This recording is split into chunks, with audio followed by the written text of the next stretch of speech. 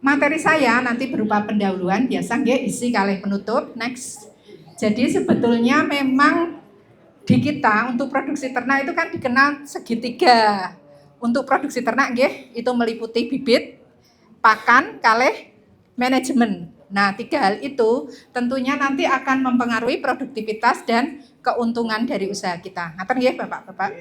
Nggih. Kemudian next. Di pakan pasti memerlukan bahan pakan, Bapak Ibu sekalian.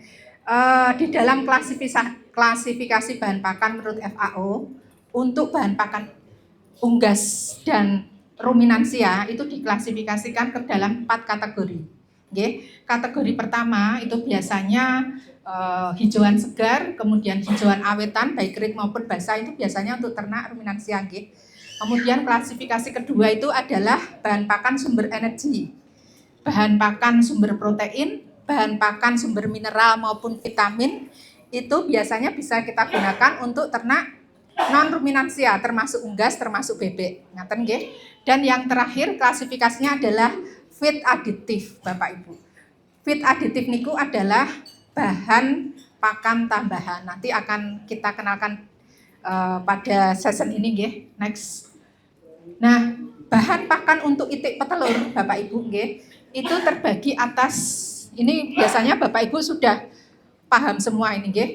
Atas sumber energi, sumber protein, kemudian sumber serat, sumber vitamin dan mineral. Nah, bahan pakannya apa saja? Mungkin contohnya kalau sumber energi itu jagung, tapi itu ya terlalu mahal nggih. Jagung. Biasanya pakai apa ini Bapak-bapak di gaplek bisa, boleh karak, nasi aking itu saged nggih. Nggih. Kemudian sumber protein. Biasanya pakai menapa Bapak Ibu sekalian? Sumber protein yang kandungan proteinnya tinggi untuk itik biasanya pakai menapa? Pakai tepung ikan? Mboten nggih. Ikan rucah? Mboten nggih. Konsentrat saged, konsentrat sumber protein nggih. Keong tadi kendalanya kalau di Purwokerto tadi untuk ya bersaing dengan manusia tadi katanya ya dimasak enak. Daun kates bisa itu alami nggih. Sumber serat itu kadang-kadang untuk selingan Bapak Ibu nggih. Jadi itik itu dikenal sebagai unggas yang agak tahan serat sehingga kadang bisa diberikan hijauan, tapi hijauan yang berkualitas nggih, jangan hijauan yang tua. Artinya hijauan yang sebelum atau menjelang berbunga. Misalnya dikasih kangkung, itu kangkung ya sing dereng berbunga, itu kualitasnya tinggi. Kongkrong, Bu. Apa, Pak? Kongkrong. Kongkrong. Enceng. Oh, enceng gondok nggih. Enceng gondok nggih, enceng gondok saged. Tapi ingat nggih, sumber seratnya diberikan jangan setelah berbunga karena kualitasnya nanti sangat turun nilai gizinya nggih. Kemudian bisa juga sumber vitamin dan mineral. Nggih, biasanya kita kasih permi, vitamin dan sebagainya. Ngaten nggih. Next. Nah, batasannya ini ku wonten Bapak Ibu.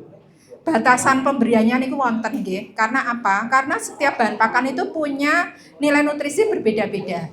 Jadi jangan sampai kita hanya ngasih sumber energi saja atau ngasih sumber protein saja. Ibaratnya kalau kita manusia kok hanya makan segodok, itu kan ya kebutuhan proteinnya nggak tercukupi, ngaten nggih. Jadi harus ada batasan. Sebagai contoh, untuk biji-bijian sumber energi itu bisa dipakai sampai 75%. Bahkan bisa 100%, tapi hanya pemenuhan energi saja.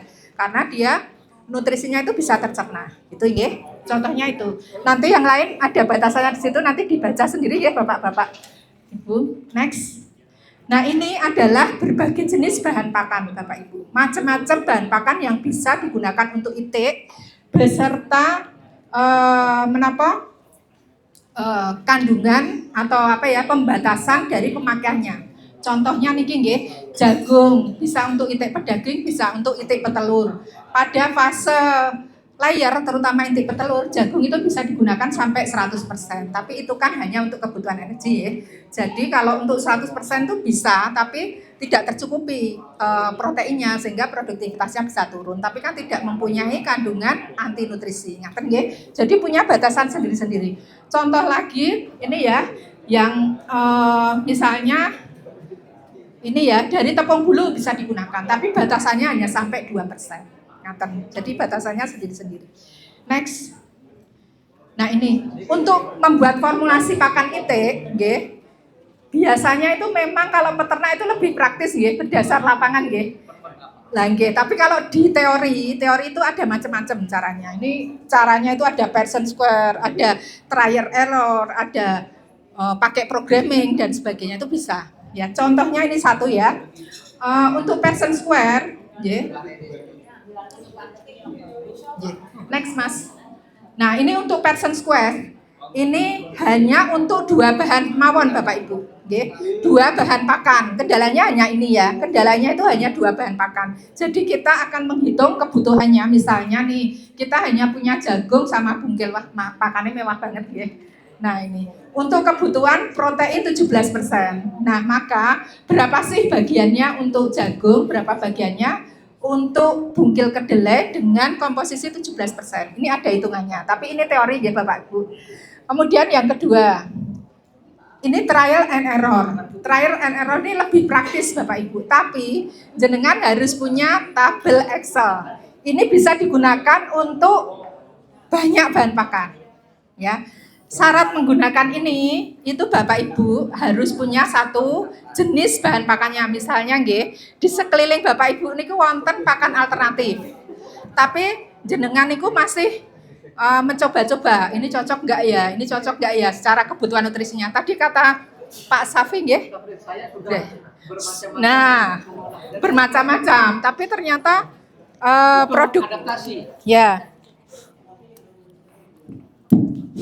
Tapi ternyata butuh adaptasi nggih. Tapi kemungkinan juga mungkin karena nutrisinya kurang cukup Bapak. Jadi harus kita hitung apakah itu nutrisinya terpenuhi. Sehingga kalau kita punya pakan alternatif nggih Bapak Ibu, alangkah lebih baik kalau kita itu tahu kandungan nutrisinya. Caranya bagaimana? Caranya ya harus kita analisiskan di laboratorium uji.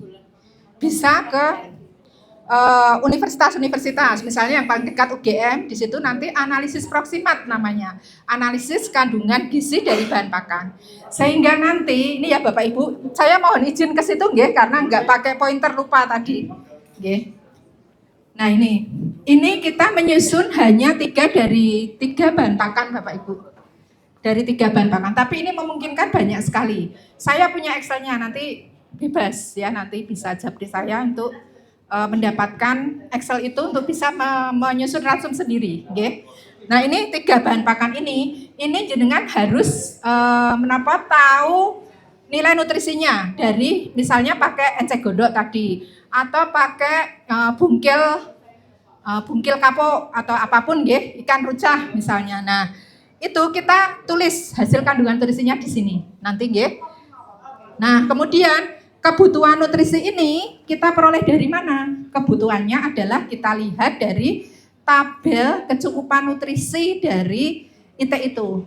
Tiap IT itu kebutuhan nutrisinya kan beda nggih. Kita pun sebagai manusia, bayi, remaja, dewasa, orang tua itu kan nutrisinya beda-beda pemenuhannya. Nah ini ada tabelnya. Bisa dilihat di SNI, bisa dilihat dari tabel NRC misalnya. Kalau Bapak Ibu nanti mengalami kesulitan, nanti silahkan bisa kontak saya. Misalnya, Bu kok butuh kebutuhan nutrisi untuk itik petelur fase apa, umur berapa, nanti saya berikan tabel standarnya. Okay? Itu ada standarnya. Lah nanti Bapak Ibu tinggal memasukkan informasi ini, protein kasarnya berapa, hasil dari analisis, kemudian kebutuhan nutrisinya berapa, terus kemudian kita coba-coba di sini, dirubah-rubah. Dasar perubahannya apa ini komposisinya? Dari batasan tadi loh, batasan penggunaan bahan pakan. Misalnya jagung tadi maksimal bisa diberikan berapa? 75 misalnya ya. Jadi kita jangan lebih 75, tapi kan biayanya mahal Bu. Jadi kita kisarannya ya 30 sampai 50% aja deh gitu ya. Tulis di sini, misalnya kita tulis 35, 37 atau apa ya. Kemudian bekatul tadi batasannya kan 30%. Maka kita misalnya tulis 27. Kemudian ini konsentrat layer. Ini adalah karena ini sama-sama sumber energi, maka kita butuh sumber protein. Sumber protein yang paling mudah tadi beli konsentrat katanya ya, konsentrat sumber protein. Itu boleh. Ya, kita tulis di sini misalnya 36 sehingga jumlahnya 100. Nah, ini apakah sudah terpenuhi untuk ini kebutuhan nutrisinya? Ini totalnya ini 17 ya. 17. Padahal standarnya itu hanya butuh 17,5 sampai 18 sudah terpenuhi. Kalau ini belum terpenuhi maka kita ganti ininya. Tuh ya, kita ganti komposisinya. Jadi gampang Bapak Ibu, nanti monggo kalau Bapak Ibu punya bahan pakan alternatif apapun itu bisa nanti berkontak ke kami HPP nggih. Bisa dianaliskan di lab kami, kemudian bisa juga kita hitungkan dengan Excel ini. Ngaten nggih, salah satu caranya itu. Next. Nah, ini ya. Jadi prinsip dalam kebutuhan pemenuhan nutrisi itu apa? Nggih. Prinsipnya adalah energi, protein, mineral dan vitamin serta air itu seimbang, nggih. Seimbang dalam arti apa? Ya seimbang dalam arti memenuhi kebutuhan nutrisi dari itik pada fase tertentu. Karena fase-fasenya tiap fase berbeda, nggih. Kemudian itu tadi disesuaikan dengan fase produksi, apakah dia fasenya starter. Starter itu DOD sampai kira-kira umur pinten nggih Bapak Ibu? Kalau bebek fase awal itu DOD sampai umur 2 mingguan nggih, sekitar 2 mingguan. Dan fase grower dan fase layer. Nah, kemudian kalau kandang yang sistemnya cake free tadi ya, artinya tidak di kandang baterai, itu ternyata kebutuhan energinya meningkat Bapak Ibu. Okay? Dia butuh energi yang lebih tinggi. Nah ini, sehingga untuk itik fase produksi, untuk itik petelur untuk fase layer di kandang cake free, nih kok nggih saya tuliskan nggih, EM-nya butuh 2.500 sampai 2.800. PK-nya butuh 16 sampai 18, kalsiumnya butuh itu, fosfornya itu, mineralnya juga butuh itu. Terutama untuk vitamin Bapak Ibu, vitamin A itu untuk kesehatan mata dan pertumbuhan, vitamin B kompleks untuk metabolisme energi, serta untuk reproduksi, C dan E untuk imunitas, dan D3 untuk kerabang. Ya, jadi ini vitamin juga penting. Nah, punten iki pemenuhan vitamin kalau di kandang dari mana nggih Bapak Ibu? Biasanya dari premix. Oh ya, dari suplemen. Jadi Bapak Ibu beli suplemen vitamin. Biasanya itu nggak apa-apa, asal mengandung ini. Monggo next. Nah ini, bagaimana indikator visual selama pemenuhan nutrisi pada kandang cake free ya Bapak Ibu? Nanti kita indikatornya bisa dilihat satu dari kotoran. Kotoran bebek kalau di sini bahasanya menapa nggih Bapak Ibu? Belek napa telek nggih? Telek nggih. Lah nggih, belek napa teleke niku menawi normal. Normal itu kinten-kinten kados napa? Encer menawi dia sehat atau normal itu kados napa teleke? Enggak begitu encer, enggak patut. Oke, berarti agak lembek tapi ada bentuknya nggih, nggih. Ngoten nek sehat. Menawi dia encer itu berarti artinya apa? Sakit. Kadangkala dia itu tidak tercerna, tidak termetabolisme dengan baik, ngaten nggih. Kemudian kalau keras, kira-kira menapa sebabnya? Kalau keras teleke. Nah, kokean serat.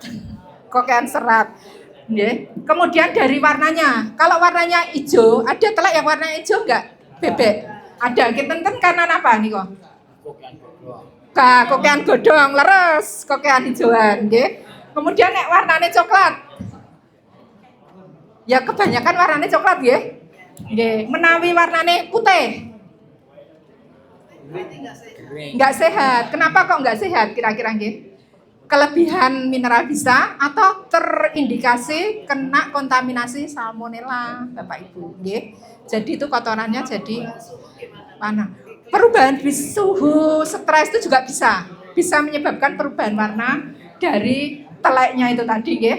Aroma juga gitu. Kalau normal itu tidak nyengat, tapi kalau sudah busuk baunya itu berarti dia ada ciri-ciri bahwa dia itu entah kena stres, entah kena gangguan penyakit. Ngaten nggih.